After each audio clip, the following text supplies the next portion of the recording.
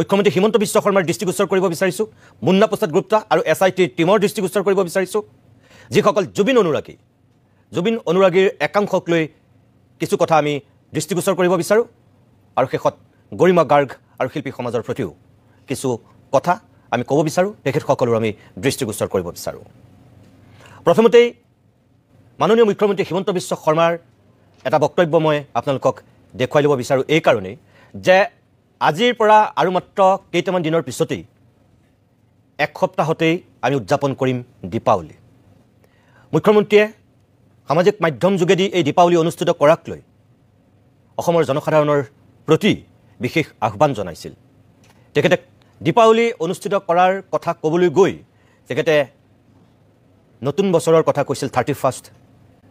তেখেতে ঈদৰ কথা কৈছে তেখেতে খ্ৰীষ্টমাছৰ কথা কৈছে এনেকৈ তেখেতে এটা বিশেষ বক্তব্য ৰাখিছিল প্ৰথমতে মই সেই বক্তব্যটো আপোনালোকক দেখুৱাই ল'ব বিচাৰোঁ তাৰপিছত আমাৰ যিখিনি ক'বলগীয়া আমি কম চাওকচোন তেখেতে কি কৈছিল দীপাৱলী অতীজৰে পৰা আমি পালন কৰি আহিছোঁ বোমা ফুটাব লাগে নালাগে মই নকওঁ কিন্তু দীপাৱলীও পালন নকৰোঁ যদি তেতিয়াহ'লে আমি বৰদিনো পালন নকৰিম যদি বৰদিন পালন নকৰোঁ আমি নিউ ইয়াৰ্ছো পালন নকৰোঁ আৰু যদি নিউ ইয়াৰ্ছ পালন নকৰোঁ তেতিয়াহ'লে আমি ঈদো পালন নকৰোঁ আমি তেনেকুৱা কৰিব পাৰিম জানো আৰু সেইকাৰণে মই অসমবাসী ৰাইজক আহ্বান জনাম আমাৰ সভ্যতা সংস্কৃতিক আমি কোনো কাৰণতে এৰি নিদিওঁ মুখ্যমন্ত্ৰীৰ বক্তব্যটো আদৰণীয় আমাৰ সভ্যতা সংস্কৃতি আমি কোনো কাৰণতে এৰি নিদিম বৰদিনো আমি উদযাপন কৰিম ঈদো উদযাপন কৰিম 31st আমি উদযাপন কৰিম তেখেতে ঠিকেই কথা কৈছে এইখিনি হয় কিন্তু এই আটাইখিনি উৎসৱ উদযাপন কৰাৰ কেতিয়াবা কিছু পৰিৱেশ পৰিস্থিতি আহে আৰু সেই পৰিৱেশ পৰিস্থিতি অনুযায়ীহে আমি সেই উৎসৱবিলাক পালন কৰিম আৰু পালন কৰা উচিত মুখ্যমন্ত্ৰীয়ে কৈছে দীপাৱলীত আমি ফটকা ফুটাম নে নুফুটাম সেয়া মই ক'বলৈ নাযাওঁ কিন্তু একেজন মানুহে তেখেতে বৰপেটাৰ ফটকা নিৰ্মাণকাৰীসকলৰ ক্ষেত্ৰত যিখিনি কথা কৈছিল মই কালি অকণমান প্ৰতিদিন টাইমত দৰ্শকসকলক দেখুৱাইছিলোঁ আৰু আমাৰ ক'বলগীয়াখিনিও আমি কৈছিলোঁ অকণমান কিন্তু সেই কথাখিনিৰ উপৰিও আজি আকৌ মাননীয় মুখ্যমন্ত্ৰীক আমি আহ্বান জনাম অনুৰোধ জনাম আৰু দৃষ্টিগোচৰ কৰিম এই কাৰণেই যে কেতিয়াবা কিছুমান কথা অন্ততঃ আপুনি নোকোৱাটো ভাল মুখ্যমন্ত্ৰীৰ আসনৰ পৰা আপুনি তেনেকুৱা বাৰ্তা দিয়াটো অনুচিত কাৰণ আপুনি ৰাজ্যখনৰ মুৰব্বী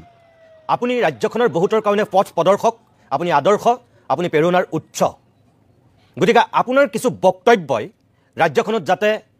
উঠি অহা নতুন প্ৰজন্মটোক বিপথে নিনিয়ে ভুল পথলৈ নিনিয়ে বা সামাজিক পৰিৱেশটো যাতে বেয়া নকৰে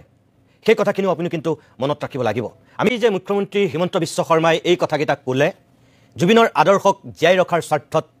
কথাকেইটা কৈছে মাননীয় মুখ্যমন্ত্ৰী আপোনাৰ প্ৰতি আমাৰ এইটোৱে আহ্বান যে আপুনি স্ববিৰোধী স্থিতি লৈছে আৰু আপুনি বৈপৰীত্য কথা কৈছে প্ৰথমতে আপুনি কৈছে যে ফটকা আমি ফুটাম নে নুফুটাম সেই সন্দৰ্ভত মই ক'বলৈ নাযাওঁ আমি প্ৰথমটো বক্তব্যত দেখুৱাইছিলোঁ আৰু তাৰপিছত এতিয়া যিখিনি বক্তব্য আমি দেখুৱাইছোঁ ইয়াত আপুনি আকৌ এই কথাখিনিও কৈছে যে অৰ্থাৎ আপুনি ফটকা কিনাৰ পক্ষত আপুনি এটা স্থিতি লৈছে বোমা ফুটোৱাৰ পক্ষত আপুনি এটা স্থিতি লৈছে আৰু আপুনি এইটো কথা কৈছে যে যিসকলে ফটোৱা জাৰি কৰিছে বিশেষকৈ ফটকা বন্ধ কৰি পেলাই বা বোমা ফুটোৱাৰ বিৰুদ্ধে যিসকলে মাত মাতিছে সেইসকলৰ বিৰুদ্ধে আপুনি এক প্ৰকাৰ স্থিতি লৈছে আৰু আপুনি কৈছে যে জুবিন গাৰ্গে অন্ততঃ সেই থলুৱা উদ্যোগটো জীয়াই ৰখাৰ পক্ষতহে স্থিতি ল'লেহেঁতেন যদি আজি জুবিন গাৰ্গ জীয়াই থাকিলেহেঁতেন থলুৱা ব্যৱসায়ীসকলৰ কথা ভাবিলেহেঁতেন আপুনি ঠিকেই কৈছে একো ভুল কথা কোৱা নাই কিন্তু একেটা সময়তে আপুনি এই কথাটো ক'ব লাগিছিল যে অন্ততঃ আমি এটা বছৰ ফটকা আৰু বোমা নুফুটাওঁ এই কাৰণেই যে আমাৰ মাজৰ পৰা জুবিন গুচি গৈছে আপুনি বোমা ফুটোৱাৰ সপক্ষত কথাখিনি ক'বলৈ গৈ আপুনি এটা কথা কিয় পাহৰি গ'ল যে জুবিন গাৰ্গ নামৰ সত্তাটো হেৰাই যোৱাৰ এটা মাহো হোৱা নাই যেতিয়া কাৰোবাৰ ঘৰত এজন মানুহৰ মৃত্যু হয় সেই মানুহ ঘৰক শ্ৰদ্ধা জনাই গাঁওখনে উৎসৱ অনুষ্ঠানবিলাক নাপাতে ফূৰ্তি তামাচা নকৰে অসমীয়া মানুহৰ সেইটো সংস্কৃতি অসমীয়া মানুহৰ সেইটো কালচাৰ আজি জুবিন গাৰ্গ ঢুকাই গৈছে এক মাহ হোৱা নাই আৰু তাৰপিছত আপুনি মুখ্যমন্ত্ৰীৰ আসনত থাকি আমি বোমাৰ ফুটোৱাৰ সপক্ষত আপুনি স্থিতি লৈ এই কথাখিনি কৈছে মোৰ প্ৰশ্নটো হ'ল যদি আপোনাৰ ঘৰত আপোনাৰ আত্মীয় ঢুকালেহেঁতেন আপোনাৰ পুত্ৰ আপোনাৰ কন্যা যদি ঢুকালেহেঁতেন আপুনি এনেকৈ ক'ব পাৰিলেহেঁতেন নে যদি আপোনাৰ পত্নী ঢুকালেহেঁতেন আপুনি ক'ব পাৰিলেহেঁতেন নে মুখ্যমন্ত্ৰীৰ আসনৰ পৰা আপোনাৰ ওচৰে পাজৰে ফটকা ফুটাওক বুলি নোৱাৰিলেহেঁতেন নকয় বিবেকে নকয় সেইটো আপোনাৰ ঘৰৰ পৰিৱেশ কালচাৰ সংস্কৃতি সেইটো মানৱতা নৈতিকতা মূল্যবোধ সেয়া নকয় কিন্তু দুৰ্ভাগ্যৰ কথা হ'ল জুবিন গাৰ্গ হয়তো আপোনাৰ ঘৰৰ মানুহ নহয় কিন্তু আজি জুবিন গাৰ্গ এনেকুৱা এটা সত্তা হিচাপে আমাৰ মাজৰ পৰা গুচি গৈছে যে প্ৰত্যেক ঘৰ মানুহৰ সন্তান ঢুকুৱাৰ নিচিনা দুখত আছে কাৰোবাৰ কাৰণে জুবিন ভাগিনীয়েক ভতিজাক পুত্ৰ কাৰোবাৰ কাৰণে শিক্ষক কাৰোবাৰ কাৰণে বন্ধু কাৰোবাৰ কাৰণে সকলো গতিকে প্ৰত্যেক ঘৰ মানুহে নিজৰ আত্মীয়ক হেৰুৱাৰ যিটো বেদনা সেই বেদনাটোত আছে আৰু এইখিনি সময়ত আপুনি কেইজনমান থলুৱা উদ্যোগীৰ সপোনটোৰ কথা ক'বলৈ গৈ বোমা ফুটোৱাৰ কথা যেনেকৈ কৈছে আপুনি বেয়া নাপাব যে আপুনি সঁচাকৈ থলুৱা সেই বৰপেটাৰ উদ্যোগীসকলৰ কাৰণে কৈছে নে আপুনি ফাঁচী বজাৰৰ সেই বেপাৰী আৰু বনিয়াসকলৰ স্বাৰ্থত খুব কৌশলেৰে এই কথাটো আপুনি উত্থাপন কৰিছে শ শ কোটি টকাৰ বেপাৰ কৰা এই বনিয়াকেইটাৰ এই যিকেইটা মাৰোৱাৰী বেপাৰী আছে কোটি কোটি টকাৰ বেপাৰ কৰে ফাঁচী বজাৰত এই বোমা ফটকাক লৈ সেইকেইটাৰ স্বাৰ্থত আপুনি খুব কৌশলেৰে এই বৰপেটাৰ থলুৱা ব্যৱসায়ীসকলৰ কান্ধত বন্দুকটো থৈ আপুনি ফুটাইছে গুলী আমাৰ সন্দেহ হৈছে আপুনি এই ফাঁচী বজাৰৰ বনিয়াকেইটাৰ স্বাৰ্থত আপুনি কৌশলেৰে এই বৰপেটাৰ থলুৱা ব্যৱসায়ীসকলৰ কান্ধত বন্দুকটো থৈছে হ'ব নোৱাৰে এইবাৰ পৰিৱেশ বেলেগ আপোনাৰ প্ৰতি আমাৰ অনুৰোধ আপুনি বোমা ফুটোৱা ফটকা ফুটোৱাৰ পক্ষত অৱস্থান লৈ এই কথা নক'ব বৰপেটাৰ ব্যৱসায়ী কেইজনক আপুনি অনুদান দিয়ক কালিৰ দিনটোতো আমি কৈছিলোঁ আপুনি অনুদান দিয়ক আপুনি পূজাত দিছে আপুনি এতিয়া ৰাস আহি আছে ৰাসত দিব আপুনি ৰঙালী বিহুত দিয়ে গতিকে এইবাৰ তেনেই মুষ্টিমীয় কেইজনমান বৰপেটাৰ ব্যৱসায়ী আছে সেইকেইজনক আপুনি দিবলৈ আপোনাৰ টকাৰ অভাৱ নহয় এক মাহৰ যদি সঁচাকৈ অৰুণোদয় নিদিয়াকৈ মহিলাসকলৰ পইচাখিনি নিও যদি দিয়ে অসমৰ চাগে কোনো মহিলাই আপোনাক বেয়া নাপায় নালাগে দিব সেইটো কিন্তু আপোনাৰ বহুত টকা আছে চৰকাৰখনৰ কোনোবা ৰাজ্য এখনত বিপদ হ'লে আপুনি ইয়াৰ পৰা মন্ত্ৰী পঠিয়াই যেনেকৈ সাহায্য দিছে কোটি কোটি টকা দিছে আমাৰ এই থলুৱা ব্যৱসায়ী কেইজনক আপুনি কি সেইখিনি দিব নোৱাৰে কিয় নোৱাৰিব আপুনি দিয়ক কাৰণ এইবাৰ আমি বোমা নুফুটাওঁ জুবিন গাৰ্গৰ পক্ষত স্থিতি লৈ আপুনি থলুৱা উদ্যোগটোৰ কথা কৈছে কিন্তু একেটা সময়তে আপুনি কিয় নক'লে যে জুবিনে সদায় প্ৰকৃতিৰ সংৰক্ষণৰ কথা কৈছে জুবিনে সদায় জীৱ জন্তুৰ সুস্থতাৰ কথা কৈছে জুবিনে সদায় শিশু আৰু মানুহৰ ভৱিষ্যতৰ কথা কৈছে চৰাই চিৰিকটিৰ পৰা কুকুৰ মেকুৰীৰ পৰা হাঁহ পাৰ কুকুৰালৈকে জুবিন গাৰ্গে যে সকলো এই জীৱ জন্তুক কেনেকুৱা মৰম কৰিছিল আপুনি সেই কথাটো কিয় পাহৰি গ'ল নতুন প্ৰজন্মটোক কিয় আপুনি নক'লে যে প্ৰাকৃতিক পৰিৱেশ বিনষ্ট হয় এই বোমা ফুটোৱাৰ কাৰণে এই ফটকা ফুটোৱাৰ কাৰণে দীপাৱলীৰ কথা আপুনি কৈছে আমাৰ কাৰণে দীপাৱলী শব্দৰ উৎসৱ নে পোহৰৰ উৎসৱ আমি শব্দ প্ৰদূষণ কৰা উচিত নে আমি মাটি চাকিৰে গোটেই অসমখন পোহৰ কৰা উচিত আপোনাৰ যেনেকৈ সেই ফটকা ব্যৱসায় কৰা থলুৱা উদ্যোগী কেইজনলৈ মনত পৰিল কিয় চাকি মাটি তৈয়াৰ কৰা সেই ক্ষুদ্ৰ ব্যৱসায়ী কেইজনলৈ আপোনাৰ কিয় মনত নপৰিল আপুনি ক'ব লাগিছিল যে চাকি বন্তি জ্বলাই এইবাৰ আমি গোটেই অসমখন জুবিনৰ নামত পোহৰ কৰি দিওঁ আহক ক'তো আমি শব্দ প্ৰদূষণ নকৰোঁ ক'তো চৰাই চিৰিকটিয়ে কষ্ট নাপায় ক'তো শিশুবিলাকে ভয়ত কুকুৰবিলাকে মেকুৰীবিলাকে ভয়ত পেপুৱা লাগি ক'ৰবাত চুকত নোসোমাওঁ জীৱ জন্তুৰ অনিষ্ট হোৱা কাম আমি নকৰোঁ জুবিনেতো গছ কটাৰ বিৰুদ্ধে আন্দোলন কৰে প্ৰাকৃতিক ভাৰসাম্য ৰক্ষাৰ কথা কয় এইটোতো প্ৰকৃতিৰ বিপৰীত কথা বোমা ফুটোৱা কথাটো ফটকা ফুটোৱা কথাটো মানুহৰ স্বাস্থ্যৰ কাৰণে ক্ষতিকাৰক আপুনি মুখ্যমন্ত্ৰী হিচাপে কোনটো স্থিতি ল'ব লাগিছিল শব্দ প্ৰদূষণৰ বিৰোধিতা কৰিব লাগিছিল পোহৰৰ উৎসৱৰ পোষকতা কৰিব লাগিছিল কোনটো কৰিব লাগিছিল মাননীয় মুখ্যমন্ত্ৰী মহোদয় আকৌ কৈছোঁ যে আপোনাৰ এই স্থিতিটোক আমি সমৰ্থন কৰিব পৰা নাই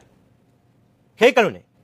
আপোনাৰ প্ৰতি বিনম্ৰ অনুৰোধ এক সপ্তাহ আছে অহা 20 আৰু 21 তাৰিখে দীপাৱলী গতিকে এইখিনি সময়ত আপুনি মুৰব্বী হিচাপে এনেকুৱা এটা স্থিতি নলওক য'ত কোনোবা উদণ্ড যুৱকে বোমা ফুটাই তামাচা কৰক কিয় কৈছোঁ মই পৃথিৱীয়ে চাই আছে এইখন অসমক জুবিন গাৰ্গৰ মৃত্যুক লৈ অসমত কি পৰিৱেশৰ সূচনা হৈছে গোটেই পৃথিৱীয়ে দেখি হতবাক হৈছে এজন মানুহৰ মৃত্যুত এনেকৈ শোক প্ৰকাশ কৰিব পাৰেনে সমাধি ক্ষেত্ৰত এতিয়াও দৈনিক হাজাৰ হাজাৰ মানুহে চাকি বন্তি জ্বলাই সেৱা কৰি আছে আৰু তেনেকুৱা সময়ত যদি এই জাতিটোৱে কেনেবাকৈ আপোনাৰ এই কথাৰ উচতনিত বোমা ফটকা ফুটাই আনন্দ কৰে এইটো পৃথিৱীৰ জনসাধাৰণৰ চকুত কেনেকুৱা জাতি হ'ব আমি কি পৰ্যায়ত আমি জাতি হিচাপে নিজকে চিনাকি দিম। 1 মাহ নৌ হওঁতেই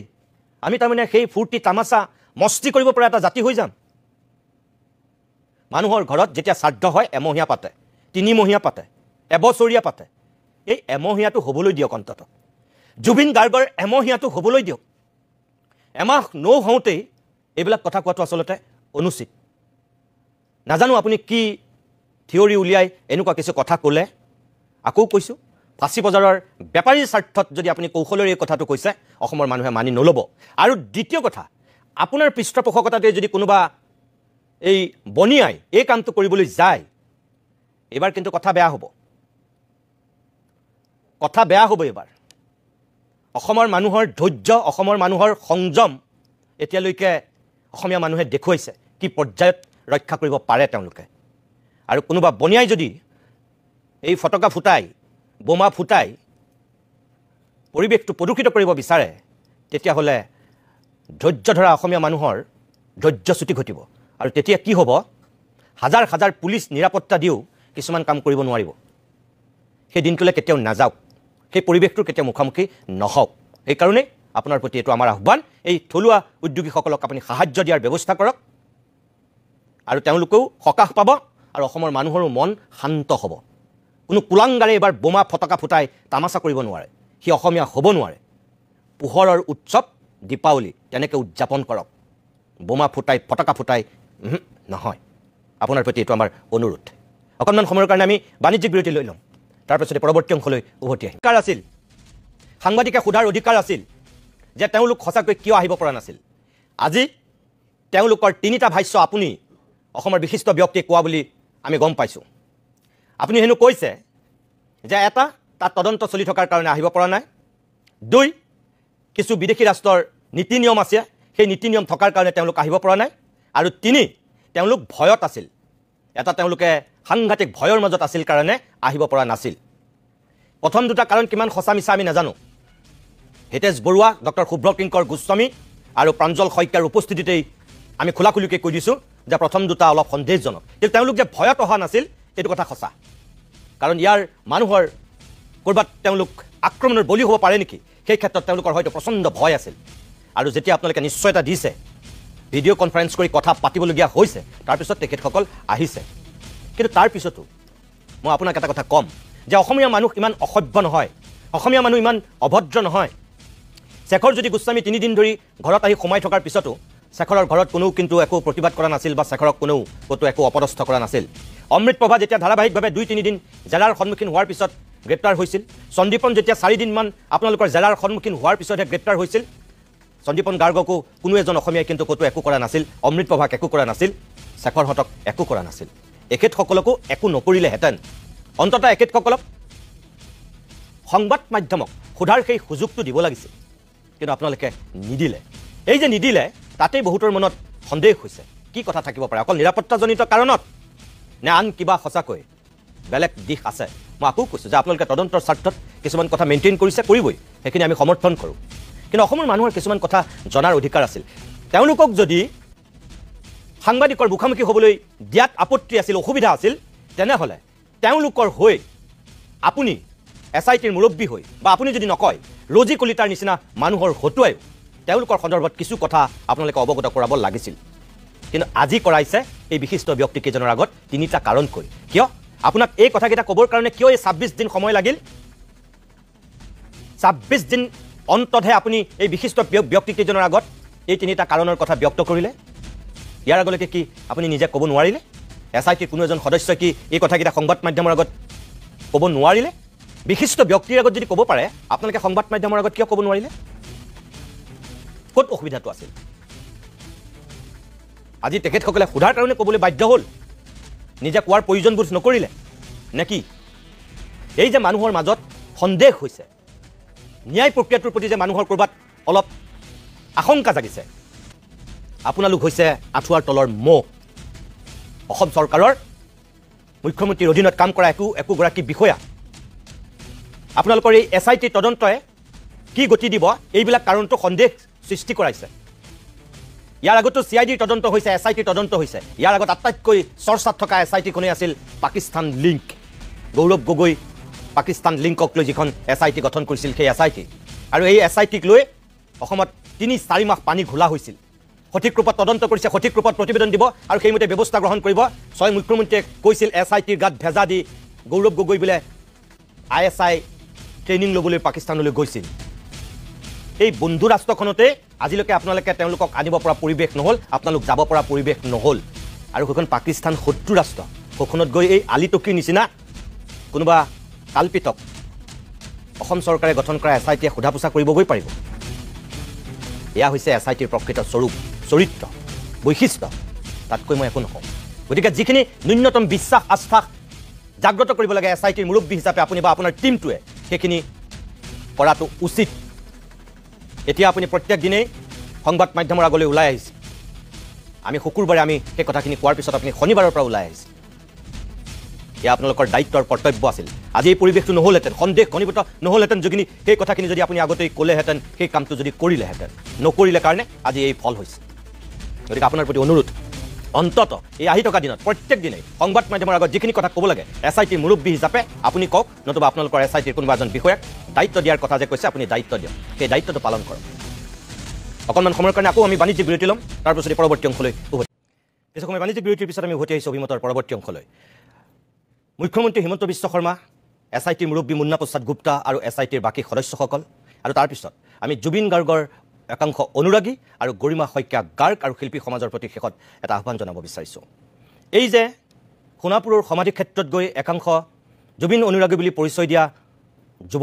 যুৱতীয়ে উদ্ভণ্ডালি কৰিছে এই মানুহখিনিক প্ৰশাসনে নিয়ন্ত্ৰণ কৰিবৰ কাৰণে তাত পুলিচ প্ৰশাসন ইতিমধ্যেই অধিক নিয়োগ কৰিছে সেইখিনিলৈকে ঠিকেই আছে কিন্তু যিসকল জুবিন অনুৰাগীয়ে তাত অসভ্যালি কৰিছে সেই মানুহখিনিক আমাৰ অনুৰোধ যে আপোনালোকে অন্তত যদি সঁচাকৈ জুবিনক কলিজাৰ পৰা ভাল পাইছিল তেনেহ'লে জুবিনৰ সমাধি ক্ষেত্ৰত গৈ সেই পৰিৱেশটোৰ আপোনালোকে সৃষ্টি কৰাৰ পৰা বিৰত থাকক যিসকল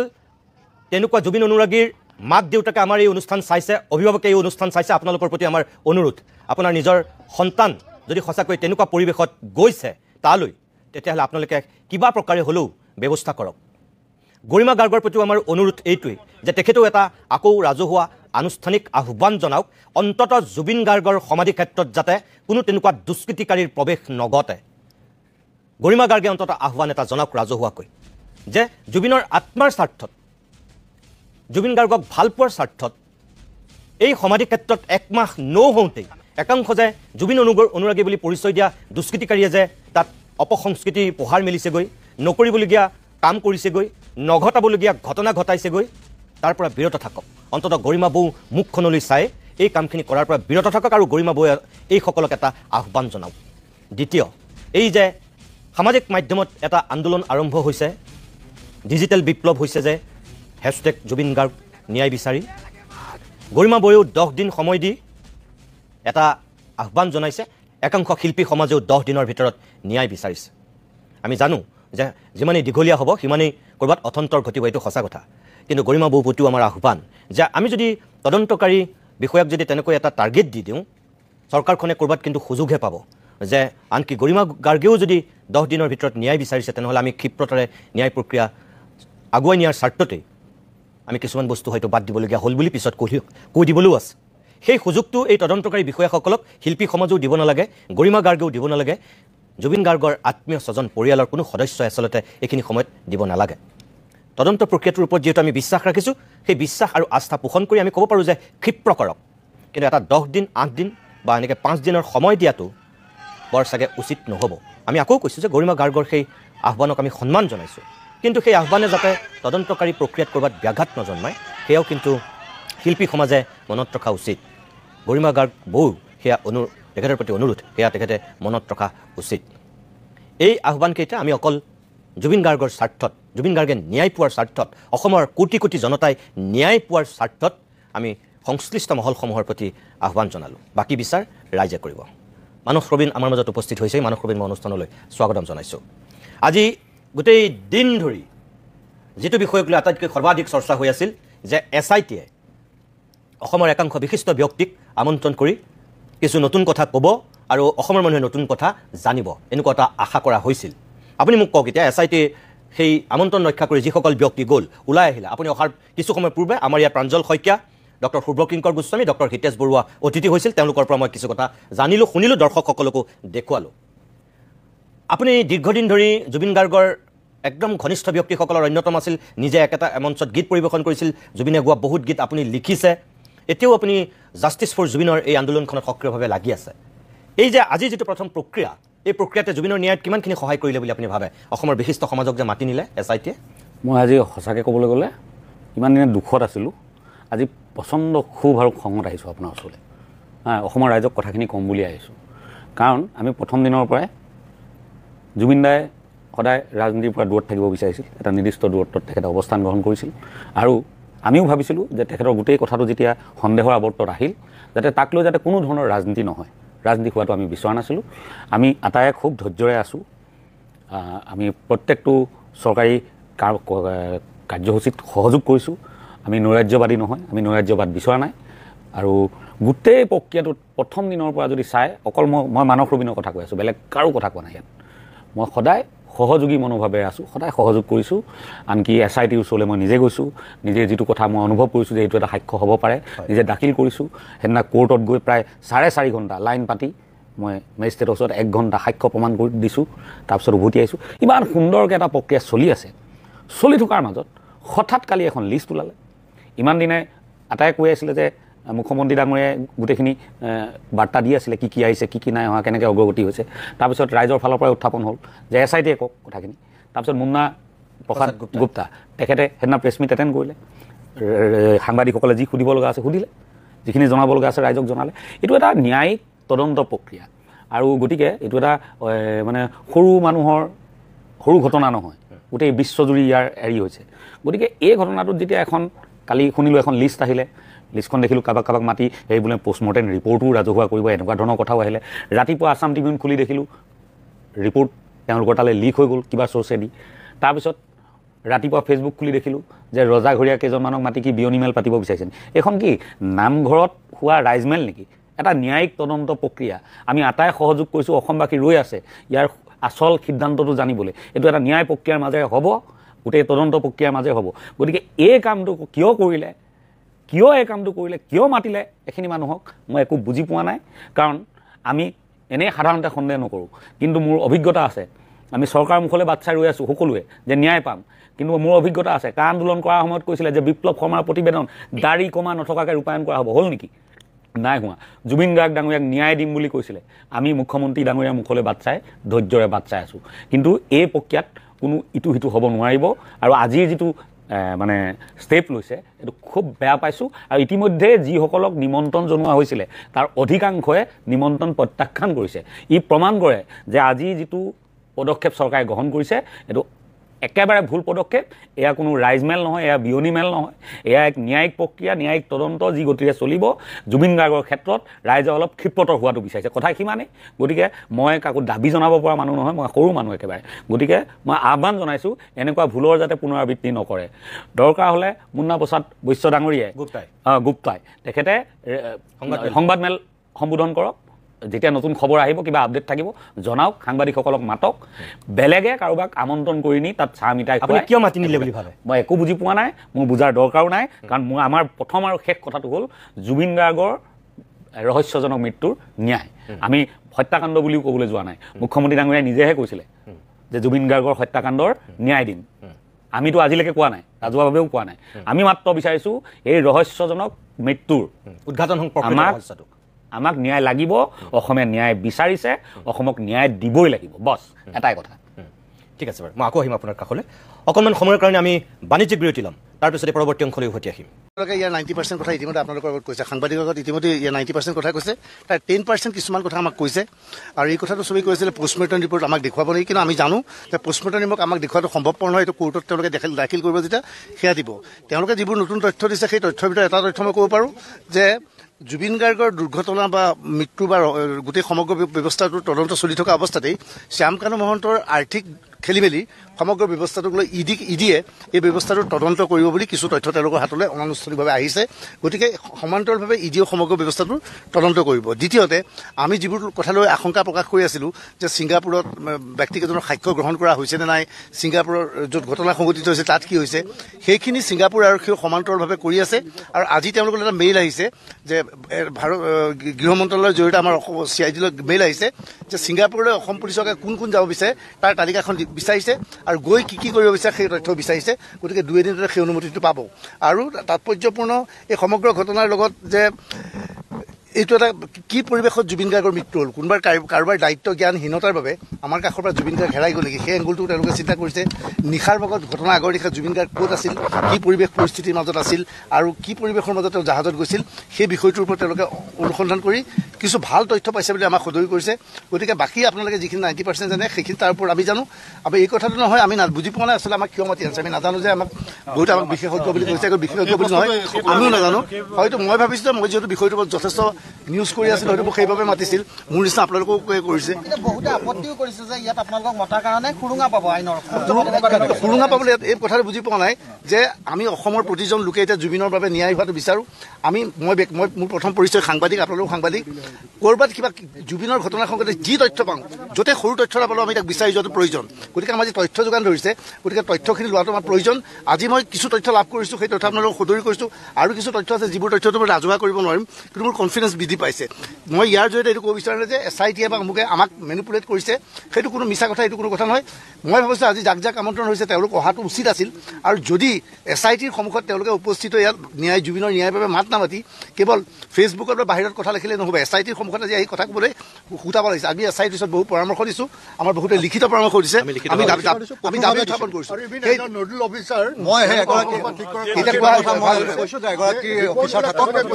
এতিয়া এটা আমাৰ মাজত সদায় ভুল বাতৰি ওলাই ৰাতিপুৱা আমি পিছলৈ দেখোঁ কোনোবা কাকতত কোনোবা মিডিয়াত বেলেগ ধৰণৰ বাতৰি ওলাই কোনটো বাতৰি শুদ্ধ কোনটো অশুদ্ধ জনাবলৈ তেওঁলোকক আমি আহ্বান জনাইছোঁ যে আপোনালোকে এজন নডেল অফিচাৰ দিয়ক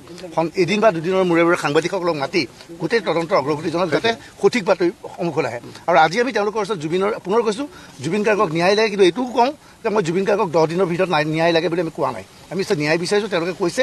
যে 3 মাহৰ ভিতৰত যিখিনি চাৰ্জশ্বিট দিব লাগিব দিব আৰু কোনো ক্ষেত্ৰতে কোনো যাতে খাই যাব নোৱাৰে তাৰ ব্যৱস্থা কৰিব সেইখিনি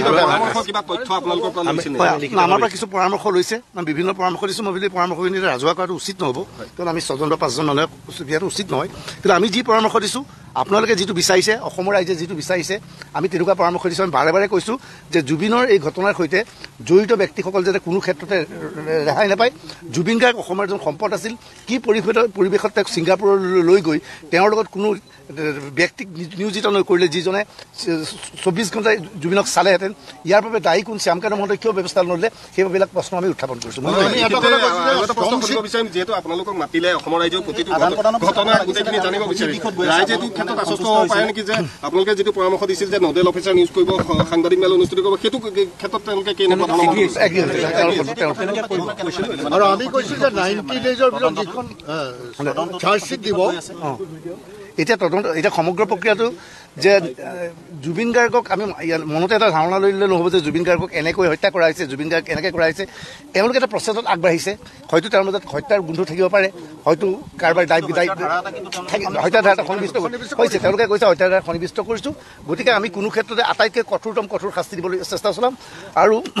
পোষ্টমৰ্টম ৰিপৰ্টৰ বিষয়ে আমাক অৱগত কৰা নাই গতিকে কোৱাটো উচিত নহ'ব আৰু সমগ্ৰ প্ৰক্ৰিয়া আমি বিচৰাও নাই আৰু সমগ্ৰ প্ৰক্ৰিয়াটো ভালভাৱে গৈছে বুলি আমি ভাবোঁ তেওঁলোকৰ কথা বতৰা যিখিনি শুনিলোঁ আৰু আমাকতো ক'লে নহ'ব আমি কোৰ্টত চাৰ্জশ্বিট দিয়াৰ পিছত গম পাম আচলতে সেয়া আছিল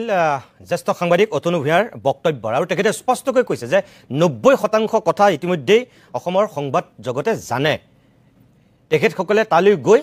10% নতুন কথা জানিছে আৰু সেই নতুন কথাখিনিৰ ভিতৰত অতনু ভূঞাই কোৱা মতে কি আছে কি আছিল মানস ৰবীন এই কথাখিনি মুন্না প্ৰসাদ গুপ্তাই বা তেখেতসকলৰ আন কোনোবা এজন বিষয়ে কি নিজে সংবাদ মাধ্যমৰ আগত ক'ব নোৱাৰিলেহেঁতেন নেকি মই সেই কথাটোকেতো ক'লোঁ যে এই কামটোৰ কোনো দৰকাৰ নাছিল আৰু এইটো অদৰকাৰীকৈ চৰকাৰ আচলতে এটা বিতৰ্কৰ মাজত সোমাই পৰিব নিশ্চিতভাৱে বিতৰ্কৰ মাজত সোমাই পৰিব যিবোৰ আমি এতিয়া মই নিজৰ মোৰ ফেচবুক খুচৰি চালেও গম পাব মই আনকি কোনোবাই যদি কোনোবা বিৰোধী পক্ষৰ মানুহেও কিবা চৰকাৰক গালি গোলাজ কৰিছিলে মই সেইদিনাও কৈছোঁ যে এইখিনি সময়ত চৰকাৰক গালি দিয়াৰ সময় নহয় গতিকে কিবা যদি ভুল ৰৈ গৈছে থাকি গৈছে আঙুলিয়াই দিব লাগে আমি সেইটো পৰ্যায়লৈকে সকলোকে সহযোগ কৰিবলৈ আহ্বান জনাইছিলোঁ কিন্তু আজিৰ ঘটনাটো একদম নাভূত নাচোন এতিয়া অতুল দাৰ প্ৰতি মোৰ গোটেই সন্মান ৰক্ষা কৰিও মই এটা কথা অতুল দাক ক'বই লাগিব যে অতুল দাই কৈছে যে মই যিহেতু সাংবাদিক গতিকে তথ্য আহৰণ কৰিবলৈ গৈছোঁ আপুনি আজি তাৰিখত ডিজিটেল মাধ্যমৰ সাংবাদিক আপোনাৰ লগত কেমেৰাটো থাকিব লাগিছিলে কি কৈছে তেতিয়া শুনালেহে ৰাইজৰ কাৰণে বিশ্বাসযোগ্য হ'লহেঁতেন যে এইখিনি কথা আপোনালোকক কৈছে আপুনি ভিতৰত কি কথা পাতি আছে বাহিৰত ৰাইজক কি কৈছে মই কেনেকৈ জানিম মোৰ কথাটো বাদ দিয়ক অসমবাসী ৰাইজে বিশ্বাস কৰিব নি সেইটো কথা আপোনালোকৰ কেমেৰা থাকিব লাগিছে 2 নম্বৰ তেওঁলোকে পৰামৰ্শ দিয়া বুলি কৈছে যে পৰামৰ্শ দিয়াৰ কথাটোলৈ আহিলে কথাবোৰতো চব একেবাৰে ধুঁৱলি কুঁৱলি হৈ যায় তাৰমানে কি CID যিটো ডিপাৰ্টমেণ্ট যাৰ একদম চবতকৈ মানে বিজ্ঞ লোকক লৈ SIT গঠন কৰা হৈছে বুলি অসম চৰকাৰে কৈছে তেওঁলোক এতিয়া সন্দেহৰ আৱৰ্তত আহিব কিয় আহিব শুনক অসম চৰকাৰে ছেকেণ্ড টাইম পষ্টমৰ্টেম নকৰাম বুলি কৈছিল তাৰপিছত ৰাইজে আহ্বান জনালে তাৰপিছত পষ্টমৰ্টেম হ'ল শেখৰ জ্যোতি গোস্বামী আহি নিউজ চেনেলত বাইট দি আছিল এৰেষ্ট কৰা নাছিল ৰাইজে চিঞৰ বাখৰ লগালে এৰেষ্ট কৰিলে তাৰমানে কি গোটেই CID দলটো সন্দীপন গাৰ্গ এৰেষ্ট কৰা নাছিল ৰাইজে চিঞৰ বাখৰ লগালে এৰেষ্ট কৰিলে এতিয়া অতনু ভূঞা ডাঙৰীয়া সহিতে যিসকল গৈছিলে তেওঁলোকে এতিয়া SITক ক'লে যে আপোনালোকে প্ৰেছ মিট দিয়া আৰম্ভ কৰক এতিয়া তাৰমানে প্ৰেছ মিট দিয়া আৰম্ভ কৰিব তেওঁলোকে কৈ আহিলে যে এইকেইটা পদ্ধতিৰে যাওক তাৰমানে কি অসমৰ ৰাইজে গোটেইবিলি বাদ দেখুৱাই তাৰমানে CID ডিপাৰ্টমেণ্টৰ মানুহে তেনেহ'লে চব পদ্ধতিয়ে কওক অসমৰ ৰাইজক নতুনকৈ মকল কৰি দিয়ক সেই ডিপাৰ্টমেণ্টটোত কথাটো তেনেকুৱাহে হৈছে গতিকে মই ভবা নাই মই নিজে SITত গৈছোঁ মই সেইদিনাও কৈছোঁ যে তদন্ত তেওঁলোকৰ ধুনীয়াকৈ আগবঢ়াই নিছে কিন্তু আজি এই মানে বিয়নি মেলখন কেলৈ পাতিলে মই সেইটোত মানে কিন্তু একেবাৰে খৰ্গহস্ত মই একো বুজি পোৱা নাই মানে এই কথাটো যে অসমৰ মানুহে 90% জানে আৰু 10% কি জনাই পঠিয়ালে তেওঁলোকক বাকী মানুহতকেনো মানে ইমান ওপৰ তুলিবলৈ কি হ'ল বাকী মানুহে নজনা 10% তেওঁলোকে অকল জানে যিকেইটা কথা জনাইছে বুলি কৈছে সেইকেইটা কথাটো হেৰিয়ৰ জৰিয়তে জনাব পাৰিলে তাতোতকৈ ডাঙৰ কথা মই সুধিছোঁ প্ৰশ্ন কৰিছোঁ চৰকাৰক যে আছাম ট্ৰিবিউনত যিটো নিউজ ওলাইছে সেই নিউজটো সঁচা নে মিছা আছাম ট্ৰিবিউন এখন অসমৰ ঐতিহ্যমণ্ডিত কাকত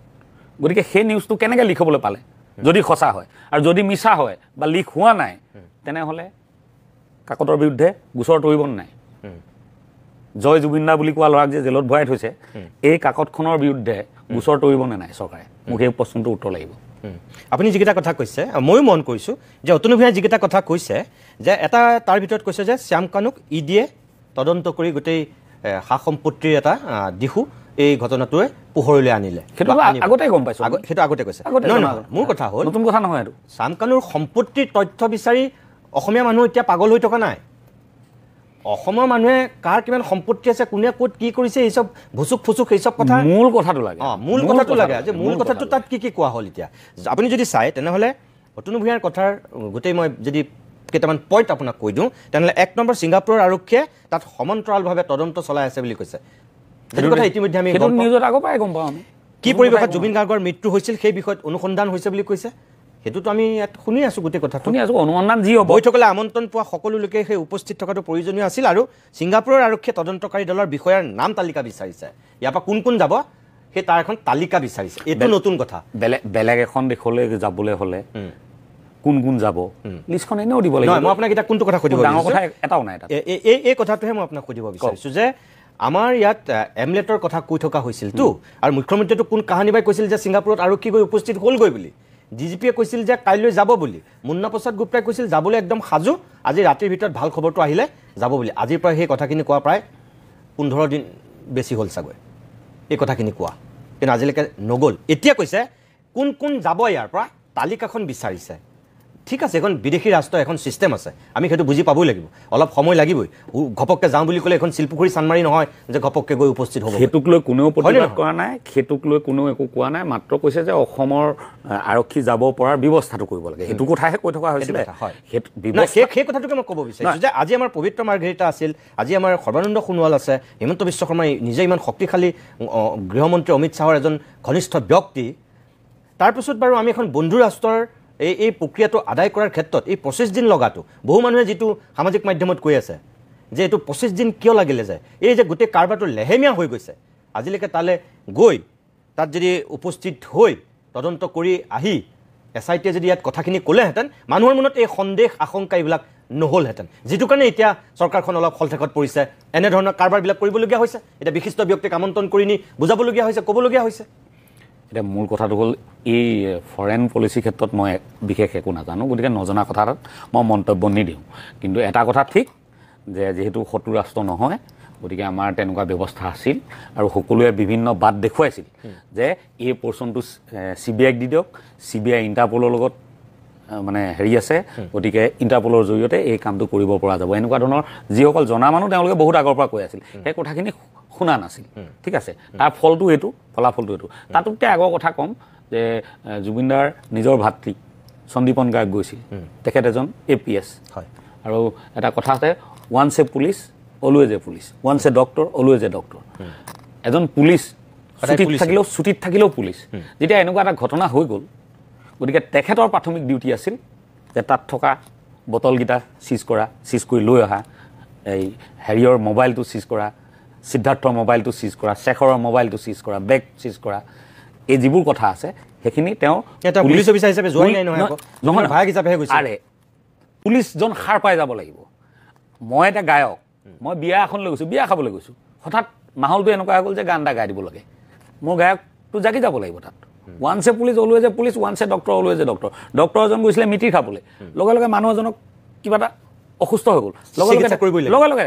পুলিচজন তাত কিয় সাৰ নাপালে তেওঁ পুলিচ আত্মাটো কিয় সাৰ নাপালে তৎক্ষণাত তেওঁ পুলিচ আত্মাটো জাগিব লাগিছিলে আৰু সেইখিনি মুহূৰ্তত নাজাগিলেও অন্ততঃ ছিংগাপুৰ এৰাৰ আগে আগে বা এয়াৰপৰ্টত এৰা এৰি ভাৰতৰ দিল্লী এয়াৰপৰ্টত এৰা এৰি হোৱাৰ আগে আগে তেওঁ পুলিচ আত্মাটো জাগিব লাগিছিলে তেতিয়া সেই বহুতখিনি সাক্ষ্য প্ৰমাণ আমি তেতিয়াই পাই গ'লোহেঁতেন তেওঁ পুলিচ হিচাপে এইখিনি লৈ আহিছে গতিকে সেইটো তেওঁৰ প্ৰাথমিক ভুল বা যা হওক সেইখিনি কথাৰ ওপৰত ৰাইজেও প্ৰশ্ন তুলিছে বিভিন্ন ধৰণৰ প্ৰশ্ন উঠিছে তাৰ ফলশ্ৰুতিতে এদিন আজি সন্দীপন গাৰ্গক গ্ৰেপ্তাৰ কৰা হৈছে আজি কিমান দিনৰ পিছত গ্ৰেপ্তাৰ কৰা হৈছে আপুনি পৰিক্ৰমাটো চাই লওক গতিকে এইবোৰ কিবা কিবি লেকুনা আছিলেই সেইবোৰত আমি কোনোদিনে কোনো ধৰণৰ কথা ক'বলৈ যোৱা নাই কিন্তু আজি যিটো মানে বিয়নি মেল পাতিলে আপোনাৰ মতে বিয়নি মেল একদম চিধা চিধি কথা না ক'বলগীয়া বিশেষ কথা কৈছে কি ইনপুট পালে আপুনি কওকচোন আপুনি সাংবাদিক হিচাপে সদায় নিউজ কৰি আছে কি নতুন কথা পালে কওক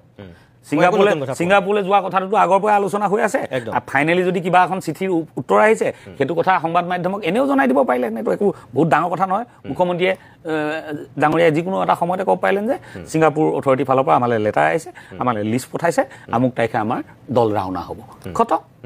তাৰ কাৰণে এই মানুহ এখিনিক মাতি চৰকাৰ নিজে বিপদত পৰা এটা মানে বিতৰ্ক আগতে যদি আমি এটা বেলেগক গালি পাৰিছিলোঁ যে এইবোৰ কথাত বিতৰ্ক নকৰিবা এইবোৰ কথা এতিয়া আমাৰ মুখখন বন্ধ হৈ গ'ল ন আজি ঘটনাটোৰ পৰা আমি পিছুৱাই গ'লো আমি কাকো একো ক'ব নোৱাৰো এতিয়া আৰু মই এটা কথা কৈছোঁ ৰাইজ অত্যন্ত দুখত আছে ধৈৰ্য ধৰি আছে দুখ কেতিয়া ক্ষোভলৈ পৰিণত হয়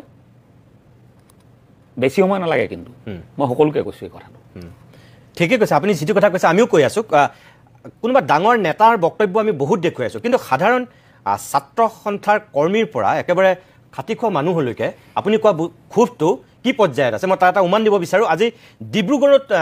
বা গোলাঘাটত লখিমপুৰত গুৱাহাটীত গোটেই অসমৰ বিভিন্ন প্ৰান্তত সদৌ অসম ছাত্ৰ সন্থাই জুবিন গাৰ্গৰ ন্যায় বিচাৰি আজি প্ৰতিবাদ কৰিবলগীয়া হৈছে তাৰ ভিতৰত একাংশ জিলা পৰ্যায়ৰ ছাত্ৰ নেতাৰ মনৰ ক্ষোভ আপুনি মানস ৰবিনে কোৱাৰ কথাটো সত্যতা পূৰ্ণমাত্ৰাই প্ৰতিফলন ঘটিছে চাওকচোন আপোনালোকে তেওঁলোকৰ বক্তব্যকেইটা